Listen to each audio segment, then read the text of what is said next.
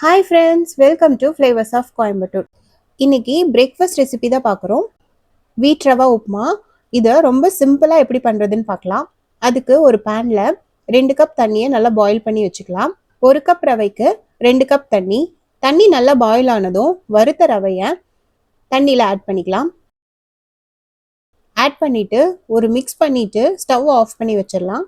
இது அப்படியே இருக்கட்டும். தண்ணி ரவையை அப்சர்வ் பண்ணுற கேப்பில் நம்ம ஒரு தாளிப்பு ரெடி பண்ணிக்கலாம். ஒரு பேனில் ஆயில் ஆட் பண்ணிக்கலாம். ஆயில் நல்லா காஞ்சதும் கடுகு ஆட் பண்ணிக்கலாம்.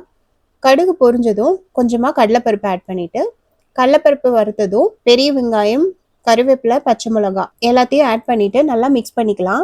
வெங்காயம் நல்லா வதங்கணும். இந்த டைமில் உப்புமாக்கு தேவையான அளவு உப்பு ஆட் பண்ணிக்கலாம். நல்லா வதங்கினதுக்கப்புறம் நாம் ஊற வச்சு வச்சுருந்த கோதுமை ரவை உப்புமா பார்க்கலாம். இப்போது இந்த தண்ணியெல்லாம் நல்லா அப்சர்வ் ஆகி உப்புமா நல்லா வெந்திருக்கும். இதை நம்ம தாளித்து வச்சுருந்தது கூட ஆட் பண்ணிக்கலாம். ஆட் பண்ணிவிட்டு நல்லா மிக்ஸ் பண்ணி விட்டுடலாம்.